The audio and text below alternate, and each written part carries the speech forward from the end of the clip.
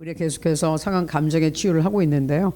지난번에 새벽에 이것 좀 하기는 좀 쉽지는 않지만 자녀 학대에 대해서 이제 하기 시작했습니다. 자녀를 학대하는 사람들의 마음은 도대체 왜 그러는 거예요? 뭐가 문제야? 그 얘기예요. 그리고 우리들 가운데 어렸을 때 혹시 자녀로서 학대를 받은 분들도 있어요.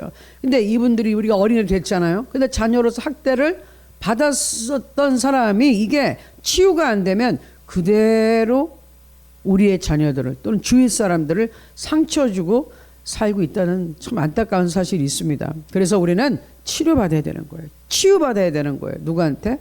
하나님께. 그 마음이, 그 깊은 상처가 하나님이 우리를 만들어 주신, 원래 창조해 주신 하나님이 바꿔주셔야 돼요. 새롭게 하셔야 돼요. 새로운 인간으로 그리스도 안에서 완전한 새로운 피조물로 태어나서 새로운 피조물로 성장해 가야 되는 것이에요. 태어나긴 하나님의 자녀로 다시 태어났는데 변화되지 못하는 사람들이 너무 많다는 것이죠. 성장 안 되는 사람, 태어나기만 하지 성장이 안 되는 장애를 가진 사람들이 너무 많아요. 이 영적으로. 그 마음이 고쳐지길 바랍니다. 오늘 자녀 학대를 살펴봅니다. 지난번에 했던 거 그냥 내용만 보고 실제로 들어가야 되는 내용, 배우자와 관련해서 된 내용이 있습니다. 그 보는데요. 일단 말씀은 다시 한번 우리 봅니다. 자녀에 관한 말씀. 이게 꼭 무슨 어린이날 때만 우리가 읽어야 되는 말씀이 아니에요. 항상 우리가 생각해야 되는 말씀입니다. 자녀, 그리고 우리 영적인 자녀, 우리 주일학교에서 섬기는 자녀, 또 뭐 학교에서나 어디서나 어린 영혼도 섬긴다면은 꼭 기억해야 됩니다. 에베소서 6장 4절입니다.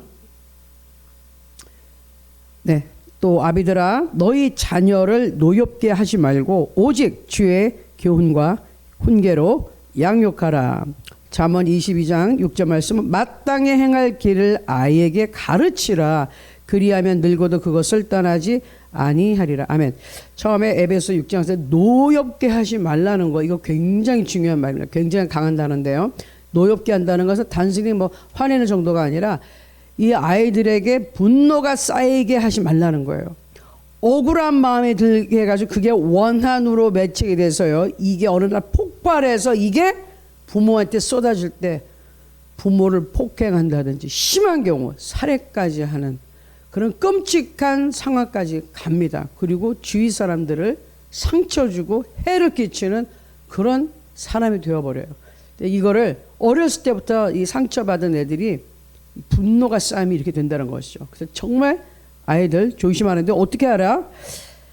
마땅히 행할 길, 마땅히 행할 옳은 길은 뭘까요? 하나님의 말씀대로 사는 길을 가르쳐 주라는 거예요. 그 말씀 가르치지도 않고 왜 똑바로 안 사냐고 한다면 어떻게 되겠습니까? 하나님의 말씀으로 양육해야 되는데 그러려니 그 아이를 맡은 자, 우리 부모님들이 맡은 보호자가 하나님 말씀을 먼저 알고 그 말씀대로 살아가면 되는데 그거 잘 안 되고 그냥 엉빵으로 그냥 막 하니까 문제가 계속 이 악순환이 된다는 것이죠.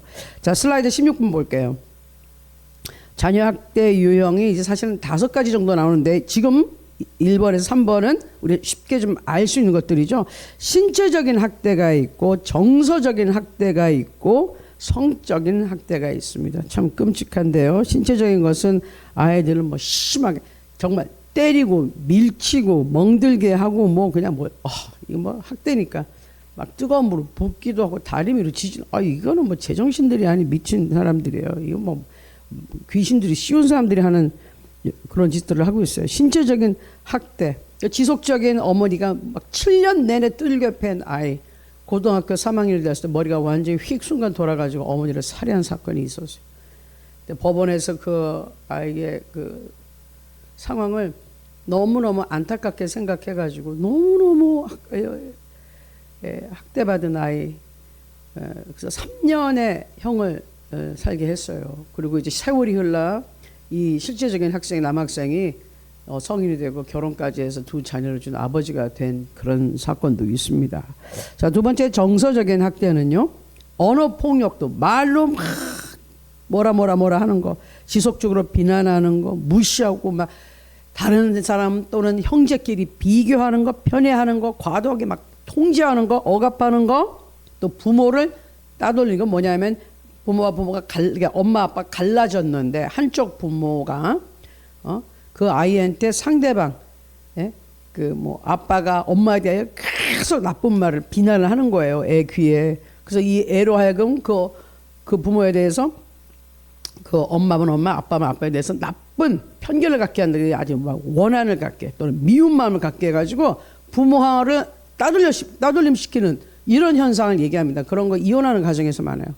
원수되게 해가지고 그거를 애한테 막 집어넣는 거죠. 그래서 이 애로 하여금 그 엄마나 아빠하고 싹 헤어지게 만드는 원한을 품게 만드는 거. 이거 뭐라고요?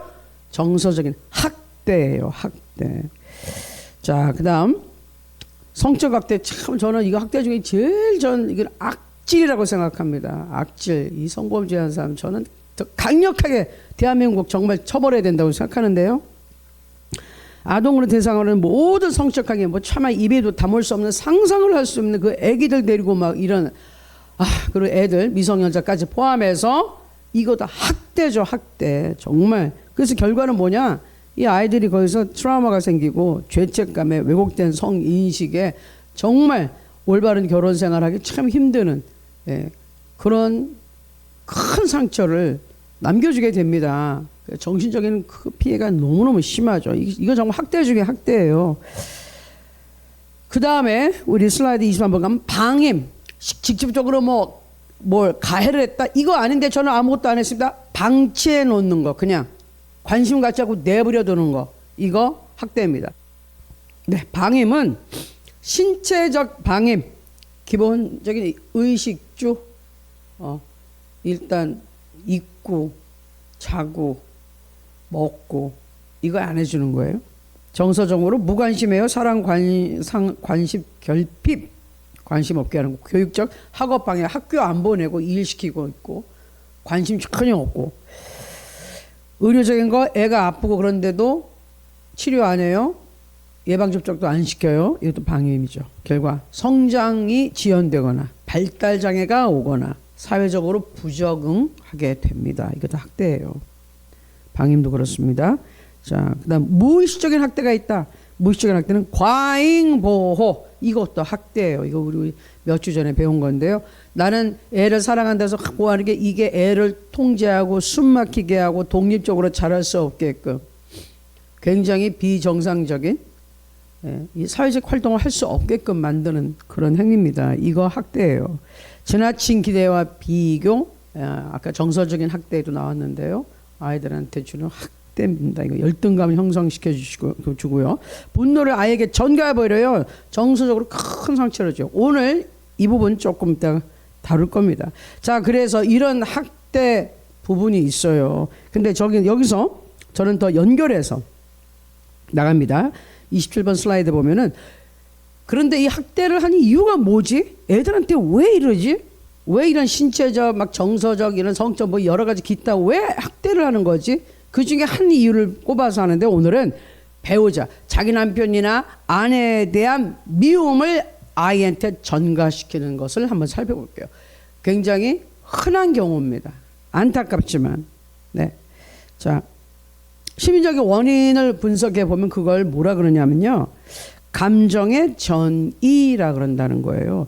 처리하기 힘든 감정과 분노, 뭐 내 남편이나 내 아내에 대해서 엄청나게 내가 지금 막 분노가 치밀어. 이거 어떻게 처리할 수가 없어. 슬프기도 하고 이거를 더 약하거나 안전한 대상 누굴까요? 가정에서 아이들인 거예요. 약한 아이들. 아이들에게 쏟아내는 심리 방어 기제라는 거예요.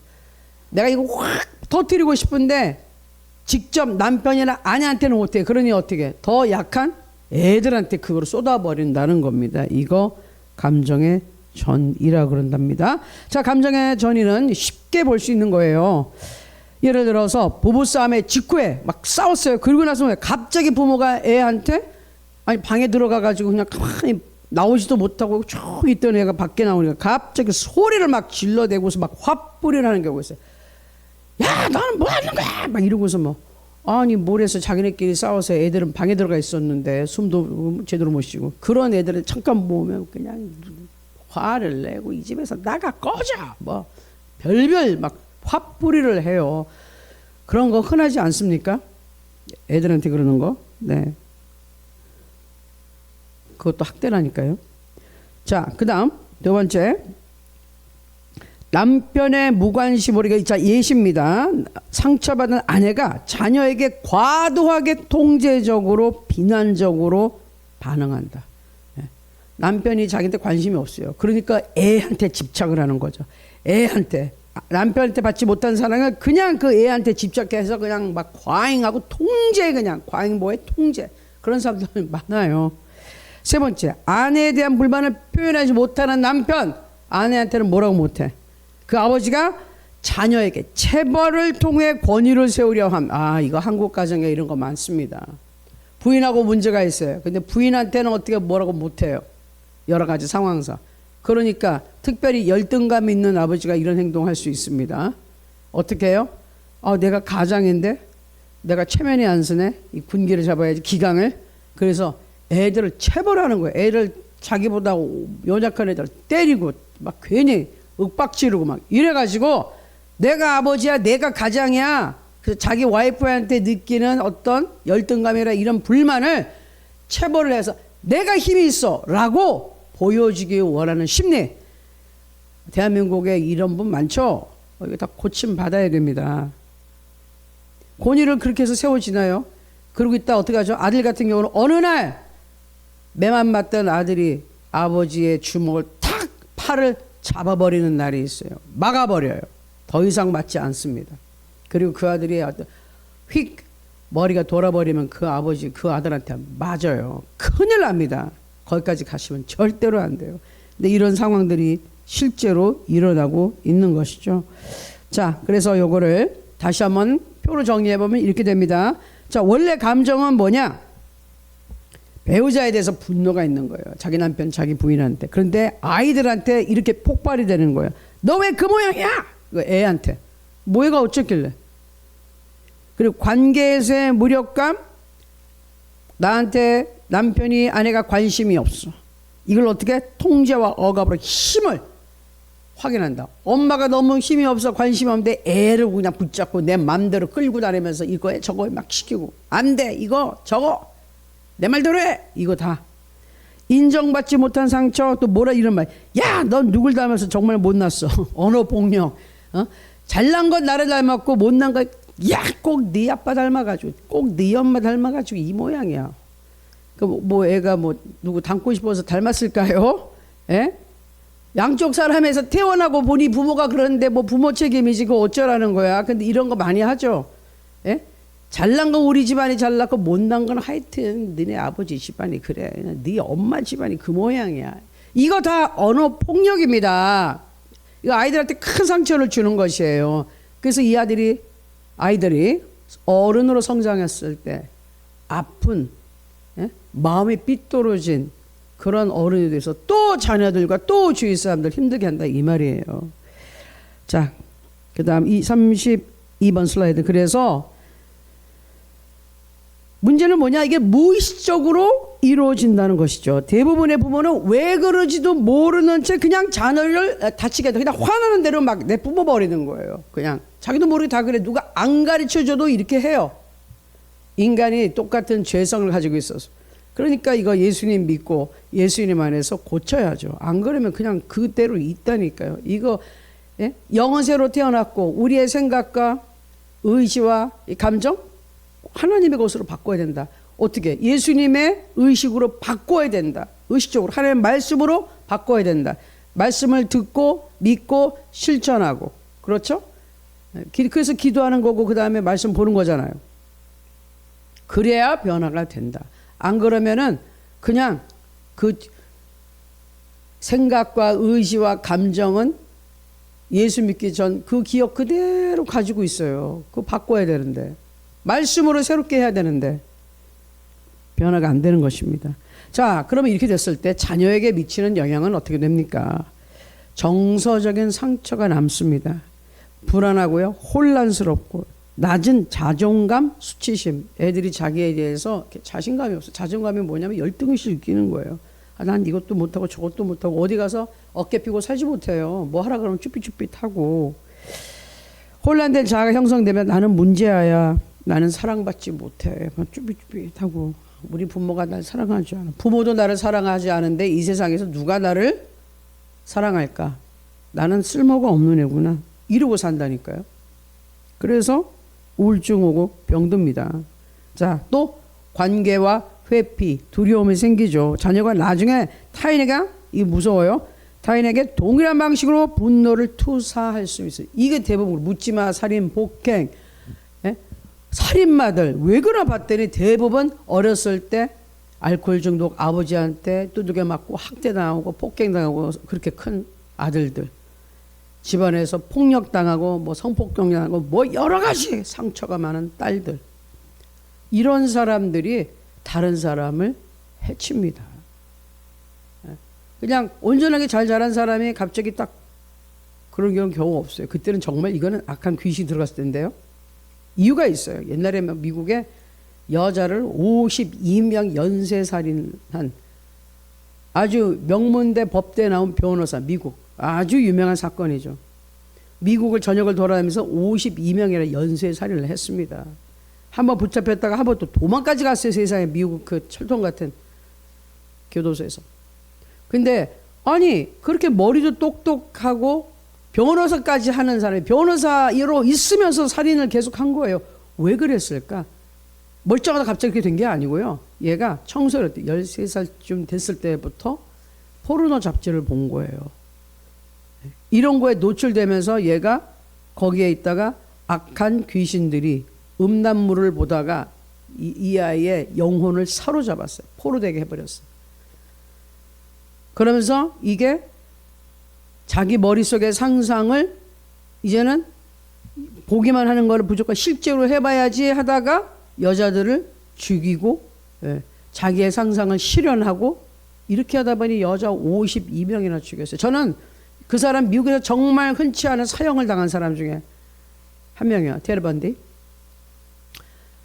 그 사람이 죽기 바로 몇 시간 전에 미국에 아주 굉장히 유명한 크리스천 심리학자가 있었는데 그 사람하고 인터뷰를 했습니다. 크리스천 학자가. 저 라디오로 그거 들었어요.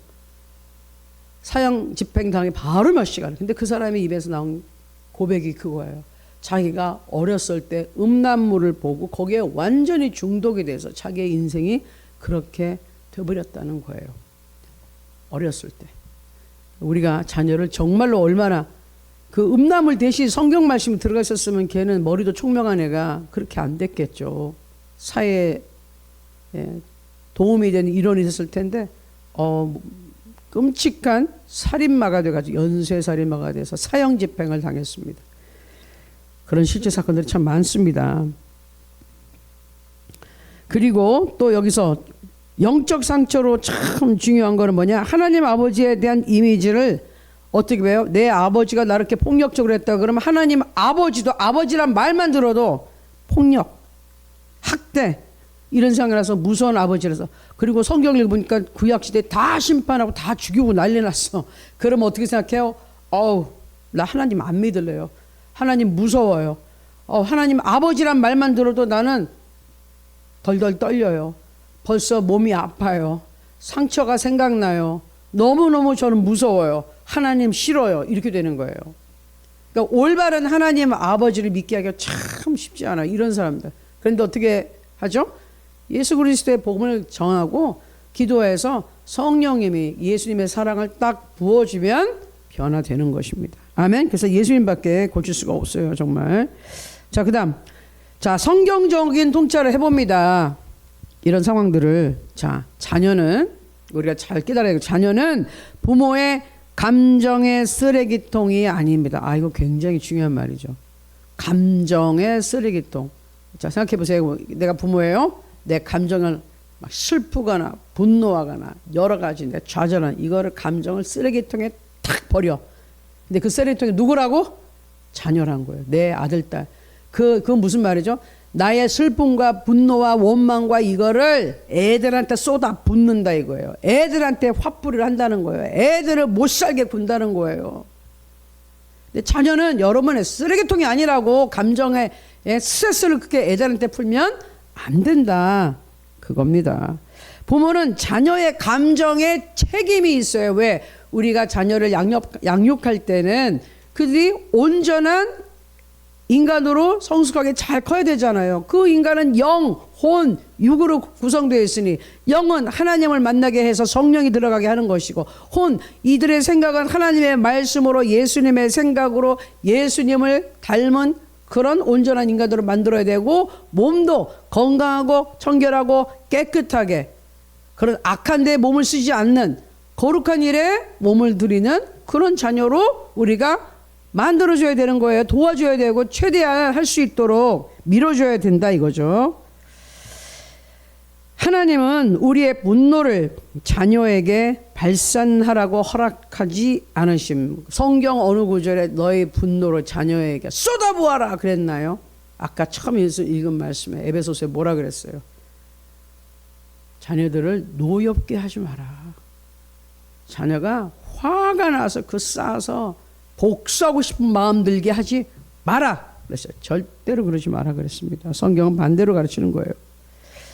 자, 그래서 아까 말씀 금방 나온 거 지금 에베소서 6장 4절에 또 아비들아 너희 자녀를 노엽게 하지 말고, 야고보서 1장 20절에 사람이 성내는 것이 하나님의 의를 이루지 못함이라. 보면은 아이들에게 손쉽게 화를 낼 수 있어요. 근데 이게 의를 이루지 못한다. 즉 하나님의 뜻대로 하나님이 원하시는 그런 좋은 환경으로 좋은 결과를 만들어내지 못한다. 자녀한테 그렇게 화를 쏘냈으면 자녀한테 미안하다고 빨리 사과하고 용서해달라고 말씀하셔야 돼요. 그렇지 않으면 그게 문제를 일으킵니다. 결국은 그 얘기예요. 자, 잠언 4장 23절 무릇 지킬 만한 것보다 내 마음을 지키라. 생명의 근원이 이에서 남이니라. 우리 마음속에서 나오는 분노와 원한 배우자에 대한 원망이나 이런 격한 감정, 이거를 버리고 하나님 안에서 쏟아놓고 말씀으로 다스리고 해야지. 그거를 자녀한테 쏟아붓지 말라는 것입니다. 자, 그러면 어떻게 하면 이거를 막을 수 있습니까? 자녀에게 감정 전이를 하지 않는 방법. 자, 1단계는 감정을 자각하라. 깨달아라 그 얘기예요. 아, 나는 지금 누구한테 화가 나? 내가 애한테 막 소리 지를 일이 아니야. 내가 왜 화가 나 있지? 누구한테 화가 나 있지? 그 감정을 지금 우리 애한테 쏟고 있나? 아, 이러면 안 된다. 이걸 깨달아야 돼. 깨닫지도 못하니까 소리 지르고 그냥 아무렇지도 않지 넘어가는데 먼저 그걸 깨달아야 돼요. 2단계 분노의 원인을 직면하라. 내가 왜 이렇게 분노하고 있지? 왜 이렇게 화가 났지? 왜 이렇게 왕짜증이 나 있지? 배우자와의 갈등, 실망하고 외롭고 인정받지 못함 등을 정확히 인식해라. 아, 사실 회사에서도 인정 못 받는데 집안에서까지 내 와이프한테, 내 남편한테 내가 인정을 못 받고 무시당하는 것 같다. 그래서 막 성질을 내고 있는데, 아니 이거 문제를 발견하라 이거예요. 인정하라 이거예요. 뭐가 문제야? 왜 그러는지. 그 다음 3단계 안전한 감정 표현을 훈련해라. 그냥 성질 나는 대로 막 성질을 내기 시작하면요, 버릇이 돼서요 끝이 없어요. 이건 버릇이에요. 그런 버릇은 깨야 됩니다. 참고 다스리는 훈련하기 시작하면 성령께서 도와주시기 때문에 다스려지고 길들여져요. 아니 동물들을 그 조련사가 훈련시키면 그 맹수들도 서커스단 가서 말 듣고 하잖아요. 사람이 왜 못해요 그거를? 우리는 성령님의 힘을 받고 통제를 만들게 할 수 있습니다. 그래서 이걸 어떻게 훈련하느냐? 기도 당연히 합니다. 상담도 합니다. 내 일기를 쓰면서 내 생각을 다스려 봅니다.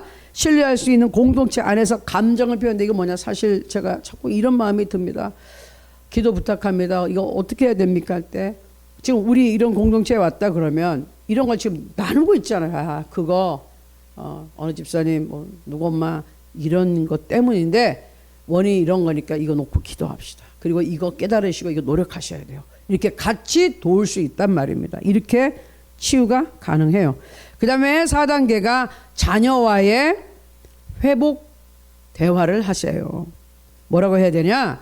엄마가 아빠가 너에게 너무 화내서 미안해. 응? 사실은 마음이 엄마 아빠가 아팠어. 미안해. 근데 너한테 그랬어. 미안해.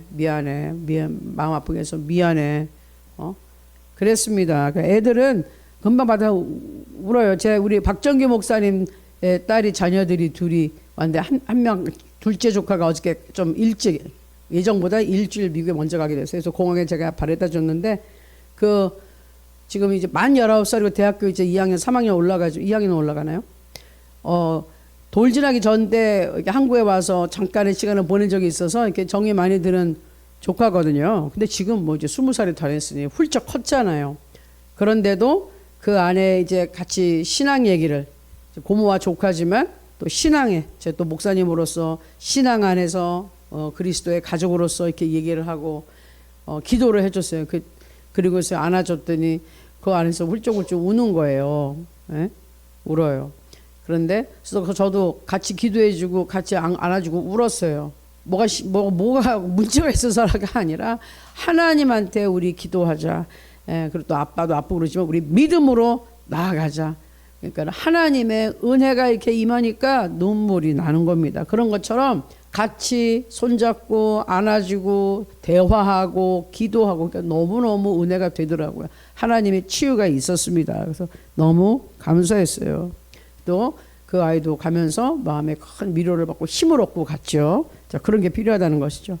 5단계 부부 문제 근본 회복 시도. 자, 문제가 부부 사이에 있나요? 그럼 애들한테 그러지 마시고요. 두 분이 문제를 좀 해결하려고 시도를 해보세요.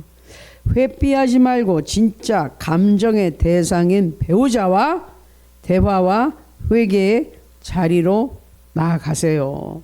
네. 요새 한국에서 하는 변호사 드라마가 있어요. 또 거의 다 이제 끝나는 것 같던데. 에스콰이어라고 있죠. 거기 보니까 굉장히 유능한 변호사가 부인하고 뭐 5년 전이니까 이혼을 했어요. 근데 이혼을 하게 된 게 부인이 아이를 원치 않았어요. 원치 않았는데 임신을 하게 됐어요. 그런데 아이를 남편한테 얘기 안 하고 임신한 사실도 알리지 않았는데 어떻게 우연하게 남편이 알게 돼서 남편은 좋아하는데 여자가 말도 안 하고 아이를 지운 거예요.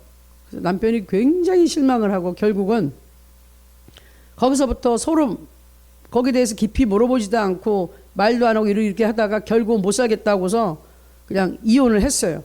5년 있어서 이 여자는 다른 사람하고 결혼을 했는데 아니 임신을 한 거예요. 그러니까 이 전 남편이 보기에 얼마나 막 화가 나겠어. 자기하고는 가진 아이도 지웠는데 도대체 이 뭐야 하고서 얘기를 하는데 5년이 지난 이후에야 하는 얘기가 자기가 원치 않았는데 아이를 가졌다. 자기가 처음에 원치 않은 사실인데 초음파를 해보니 애가 장애가 있더라. 문제가 있더라. 그래서 더 그렇게 됐다. 그러니까 남편은 그런 거죠. 전 남편은. 그래도 나한테 말을 했어야지. 나하고 상의를 했어야지. 왜 말을 안 했어? 그러니까 당신은 애가 장애가 있다도 어차피 낳자 그랬을 거 아니냐. 그리고 내 말을 뭐 듣기라도 했냐? 나한테 물어봤냐? 물어보지도 않고 그날 이후로 당신은 내가 아이 지웠다는 거 아니 이후로 그냥 말 안 하고 피했지 않느냐? 애들 얘기만 나오면 텔레비에서 무슨 그런 얘기만 나오면 모조리 다 피하고 당신은 외면했다. 우리가 참 이 5년 지나서야 이런 얘기하는 게 너무 참 그렇다 이고 얘기하는 거예요. 남편이 너무 속상해 하는 거예요. 그러면서 아이가 없으니까 걔를 자기 자식같이 엄청나게 사랑하고 키우고 있는데 그런 거예요. 아니 문제가 있었을 때 그때 대화를 했어야 되는데 그냥 이혼해버리고 5년 후에야 얘기를 하고 있다는 거죠. 이러지 마시고 아직 기회가 있을 때 힘들지만 마음을 열어놓고 대화를 하면 안 하는 것보다 훨씬 좋습니다. 문제가 오히려 쉽게 해결될 수 있는데 말을 안 해가지고 문제가 커지는 겁니다. 아시겠죠? 그래서 부부끼리 회피하지 말고 진짜 감정의 대상인 배우자와 대화와 회개의 자리. 이거 회개는 뭐냐? 대화하고 회개하는 건 하나님 앞에 가서 같이 회개하고 기도하세요. 그럼 하나님이 평강의 하나님이 맡긴 담을 헐어주신 하나님이 다시 헤어주십니다. 왜? 하나님은 평강의 하나님이시니까. 원수마귀는 자꾸 미움과 증오를 갈라주고 갈라서게 하지만 우리 하나님은 화평의 하나님, 하나 되게 하시는 하나님, 마음의 용서와 사랑을 부어주시는 하나님이시기 때문에 가능한 것입니다. 아멘. 네. 그래서 우리 회복을 위한 기도문 한번 같이 읽어보죠. 진심으로 한번 기도하고요. 뭐 어떤 분들 여러분들 중에는 자녀한테 전혀 뭐 이 자녀들하고 또 배우자들하고 문제 없는 분 있을 수도 있죠. 그런 분들은 주변에 이런 분들이 너무 많으니까 이게 남의 일이라고 생각하지만 말고 그 영혼들을 하나님 안에서 우리가 치료받을 수 있도록 가정이 깨지지 않도록 도와주기 위해서 우리가 같이 이 기도문을 같이 읽도록 하겠습니다. 같이 읽겠습니다. 하나님 아버지, 저는 때때로 제 감정을 제대로 다루지 못하고 소중한 자녀에게 상처를 주었습니다. 배우자에 대한 분노, 실망, 외로움을 자녀에게 쏟아낸 저를 용서해 주세요. 이제 그 잘못된 모든 감정을 주님의 십자가 앞에 내려놓습니다. 자녀를 정죄가 아닌 은혜의 눈으로 바라보게 하시고 자녀의 마음이 다시 회복되게 해 주세요. 이제 그 잘못된 모든 감정을 주님의 십자가 앞에 내려놓습니다. 자녀를 정죄가 아닌 은혜의 눈으로 바라보게 하시고 자녀의 마음이 다시 회복되게 해 주세요. 제 마음과 우리 가정을 회복해 주세요. 예수님의 이름으로 기도합니다. 아멘. 아멘. 네. 자, 그러면 요 기도문을 우리가 마음에 품으면서요, 지금 같이 통성으로 한번 기도하겠습니다. 하나님, 우리 가정이 좀 더 서로가 대화가 되고, 물론 언어 장벽 때문에 어려울 수 있어요. 어떤 가정들은. 그러나 하나님의 사랑은 국경과 언어를 초월해요. 하나님께서 우리에게 한 마음을 주시면 전 세계에 있는 예수 믿는 사람이 모이면요, 말도 잘 안 통하고 나라도 다르고 처음 보는 사람도 너무 반갑고 가깝게 느껴져요. 그 예수님 안에서 한 가족이라 그렇습니다. 여러분의 가족도 아직 예수님을 모르면 예수님 믿게 달라고 정말 하나님께 간절히 기도하고 구원받게, 그 가족들이 구원받을 수 있도록 기도하시기 바랍니다. 그리고 하나님 앞에 나의 부족했던 것 용서해 주시옵소서. 우리 가정을 치료해 주십시오. 저부터 치료해 주십시오. 누구를 치료해 주시기 전에 저부터 치료해 주십시오. 제 자신부터 변화시켜 주시고 우리 배우자와 자녀들 하나님 은혜를 베풀어 주셔서 하나님을 사랑하고 섬기는, 그리고 또 치유받고 남을 치유하는 그런 하나님 앞에 쓰임받는 가정, 우리 모든 가족 되게 하여 주시옵소서. 이 기도를 같이 드리기 바랍니다. 우리 주여 일장으로 기도하겠습니다. 주여! 아버지 하나님 감사하고 찬양합니다. 하나님, 우리 자녀들